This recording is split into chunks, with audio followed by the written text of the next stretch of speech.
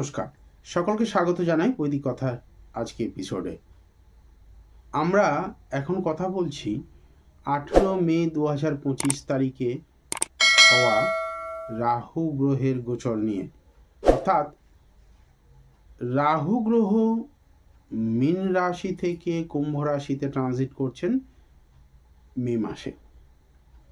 আর আমি সর্বদা বলি, বড় গ্রহগুলোর ট্রানজিট মানে আমাদের জীবনে প্রভাব অনেক বেশি সময়ের, দীর্ঘকালীন প্রভাব এবং অনেক স্ট্রং এফেক্ট কিন্তু দিতে পারে। তো সেই মতো আমরা বিভিন্ন রাশি ভিত্তিক অনুষ্ঠান করছি। প্রত্যেক রাশির কেমন যাবে, কোন রাশির ভালো হবে, কোন রাশির খারাপ হবে, কোন রাশি চাপে থাকবেন, কোন রাশি বা ভালো সময় উপভোগ করবেন, সেগুলো নিয়ে কথাবার্তা চলছে বা সেগুলো নিয়ে একের পর এক আপডেট আমি আপনাদেরকে দিতে থাকছি। আজকেও তেমন একটি আপডেট নিয়ে আপনাদের সামনে এসেছি। আজকে কথা বলবো আমরা কন্যা রাশির জাতকদের জন্য। কন্যা এমন একটা রাশি যারা প্রচণ্ড ইন্টেলিজেন্ট হয়, যে কোনো অ্যাডভার্স সিচুয়েশানে বুদ্ধিমত্তা প্রয়োগ করে বেরিয়ে আসা এবং তার স্কিলকে ইমপ্লিমেন্ট করা এদের কিন্তু অনেক বড় অ্যাবিলিটি বা প্লাস পয়েন্ট হিসাবে ধরা যেতে পারে।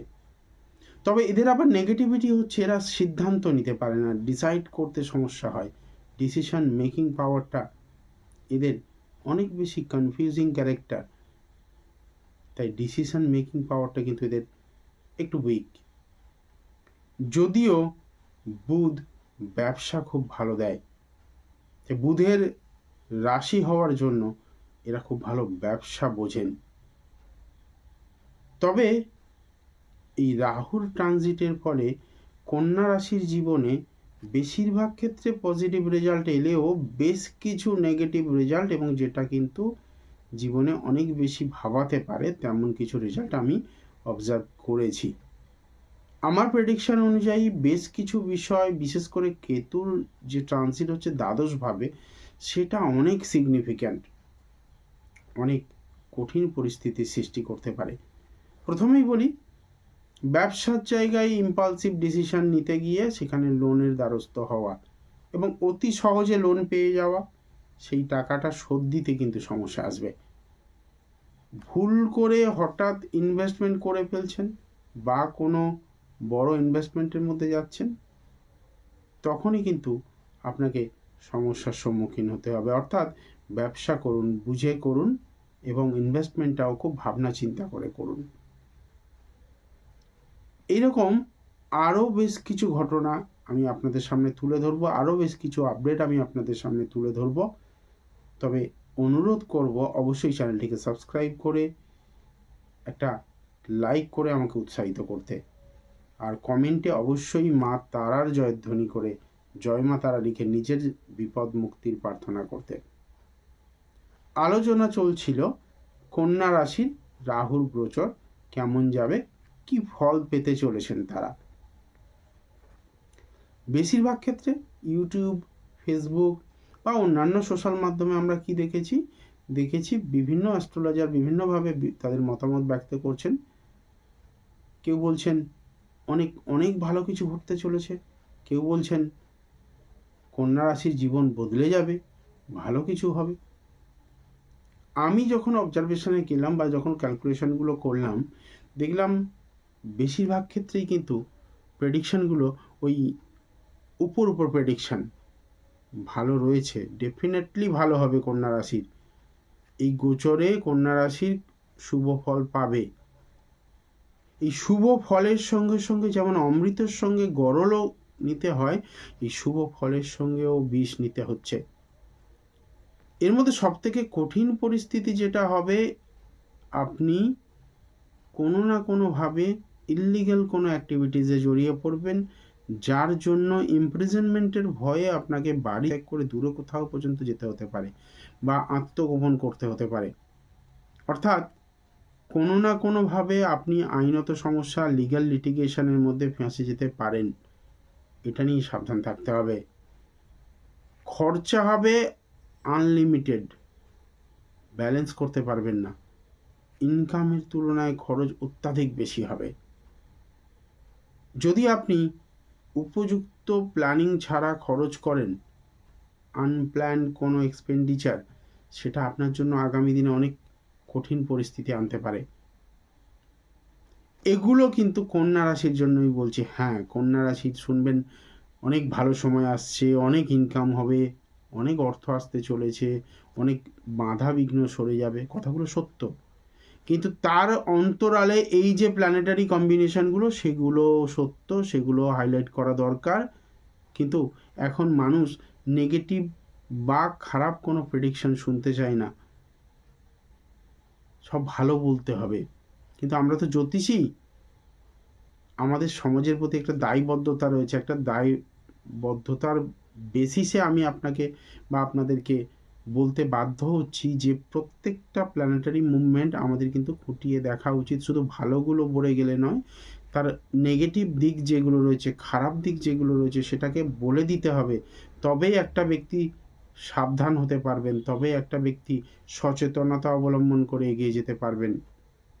যেমন আমি আপনাদেরকে বললাম ইমপ্রিজনমেন্টের ভয় রয়েছে, তার সঙ্গে সঙ্গে আপনার কোনো অবৈধ সম্পর্ক আসা বা illegal relationship, extra marital affairs যাই বলুন, এই ধরনের কোনো সম্পর্কে জড়িয়ে পড়া, আর সেই সম্পর্কগুলো থেকে ট্রাবল আসা, সেটাও কিন্তু কন্যার জীবনে আসতে পারে।